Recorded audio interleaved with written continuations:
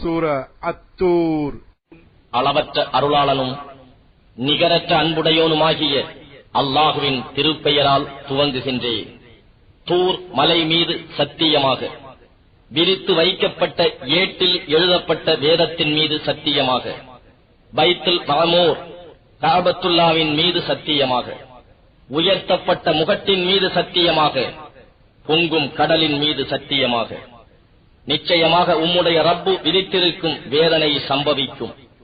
அதனை தடுப்பவர் எவரும் இல்லை. வானம் துடித்து சுற்றி குமுறும் நாளில், இன்னும் மலைகள் பெயர்ந்து ஒரே நடையாக நடக்கும் நாளில், சன்மார்க்கத்தை எதிர்த்து அதை பொய்யாக்கிக் கொண்டிருந்தோருக்கு அந்நாளில் கேடுதான். எவர்கள் பொய்யானவற்றில் மூழ்கி விளையாடிக் கொண்டிருக்கின்றனரோ அவர்கள் நரக நெருப்பின்பால் இழுக்கப்படுவோராக இழுக்கப்படும். அந்நாளில் அவர்களுக்கு கூறப்படும், நீங்கள் பொய்யாக்கிக் கொண்டிருந்த நரக நெருப்பு இதுதான். இது சூன்யம்தானா, அல்லது பார்க்க முடியாத குருடர்களாக இருந்தீர்களா? நீங்கள் அதில் நுழையுங்கள். பிறகு நீங்கள் அதன் வேதனையை சகித்துக் கொள்ளுங்கள் அல்லது சகித்துக் கொள்ளாதிருங்கள். இரண்டும் உங்களுக்கு சமமே. நிச்சயமாக நீங்கள் செய்து கொண்டிருந்தவற்றுக்காகத்தான் நீங்கள் கூலி கொடுக்கப்படுகிறீர்கள். நிச்சயமாக பயபக்தி உடையவர்கள் சொர்க்கச் சோலைகளிலும் இறையருளில் இன்புற்றும் இருப்பார்கள். அவர்களுடைய ரப்பு அவர்களுக்கு அளித்ததை அனுபவித்தவர்களாக இருப்பார்கள். அன்றியும் அவர்களுடைய ரப்பு நரக வேதனையிலிருந்து அவர்களை பாதுகாத்துக் கொண்டார். அவர்களுக்கு கூறப்படும், நீங்கள் நன்மைகளை செய்து கொண்டிருந்ததற்காக சொர்க்கத்தில் தாராளமாக புசியுங்கள், பருகுங்கள். அணி அணியாக போடப்பட்ட மஞ்சங்களின் மீது சாய்ந்தவர்களாக அவர்கள் இருப்பார்கள். மேலும் நாம் அவர்களுக்கு நீண்ட கண்களை உடைய ஹூர்லீன்களை மணமுடித்து வைப்போம். இவர்கள் ஈமான் கொண்டு அவர்களுடைய சந்ததியாரும் ஈமானில் அவர்களை பின்தொடர்கிறார்களோ அவர்களுடைய அந்த சந்ததியினரை அவர்களுடன் சுவனத்தில் ஒன்று சேர்த்து விடுவோம்.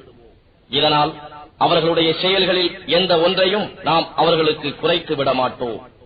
ஒவ்வொரு மனிதனும் தான் சம்பாதித்த செயல்களுக்கு பிணையாக இருக்கின்றான். இன்னும் அவர்கள் விரும்பும் கனி வகைகளையும் இறைச்சியையும் நாம் அவர்களுக்கு கொடுத்துக் கொண்டிருப்போம். அமுதம் நிறைந்த ஒருவர் கோப்பையை மற்றொருவர் பரிமாறிக் கொள்வார். ஆனால் அதில் வீணும் இல்லை, குற்றமிழைப்பதும் இல்லை. அவர்களுக்கு பணிவிடைக்கு உள்ள சிறுவர்கள் அவர்களை சுற்றி கொண்டே இருப்பார்கள். அவர்கள் பதித்த ஆணி முத்துக்களைப் போல் இருப்பார்கள். அவர்களில் சிலர் சிலரை முன்னோக்கி விசாரித்துக் கொள்வார்கள்.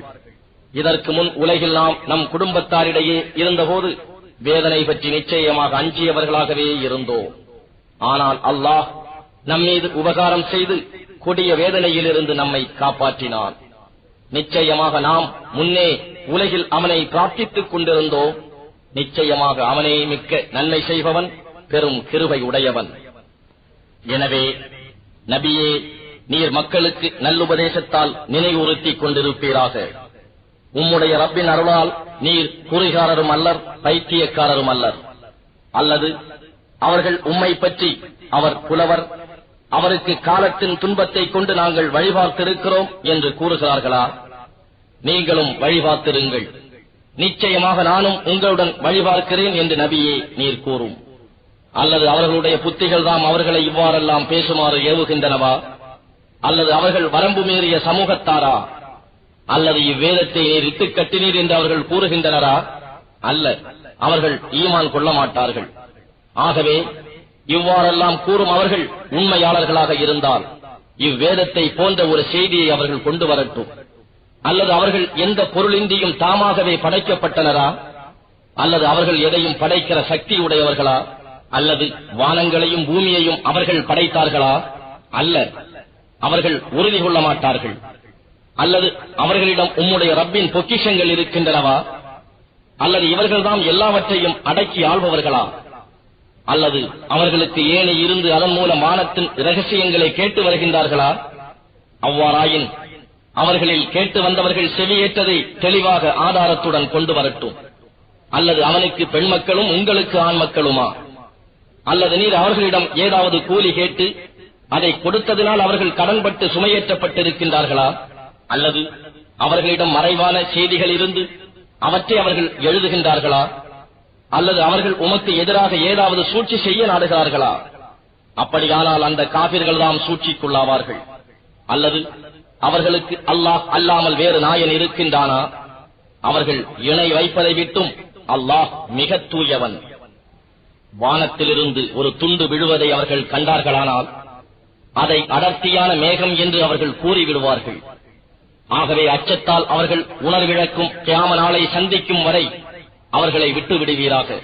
அந்நாளில் அவர்களுடைய சூழ்ச்சிகள் எதுவும் அவர்களுக்கு பயனளிக்காது. அன்றியும் எவராலும் அவர்கள் உதவி செய்யப்படவும் மாட்டார்கள். அன்றியும் அநியாயம் செய்து கொண்டு இருந்தவர்களுக்கு நிச்சயமாக மற்றொரு வேதனையும் இம்மையில் உண்டு. எனினும் அவர்களில் பெரும்பாலோர் இதை அறிய மாட்டார்கள். எனவே நபியே, உம்முடைய இறைவனின் தீர்ப்புக்காக பொறுத்திருப்பீராக. நிச்சயமாக நீர் நம் கண்காணிப்பில் இருக்கின்றீர். மேலும் நீங்கள் எழுந்திருக்கும் சமயத்தில் இறைவனின் புகழை கூறி தஸ்பீஹ் செய்வீராக. இன்னும் இரவின் ஒரு பாகத்திலும் நட்சத்திரங்கள் அடையும் நேரத்திலும் அவனை துதி செய்து தஸ்பீஹ் செய்வீராக.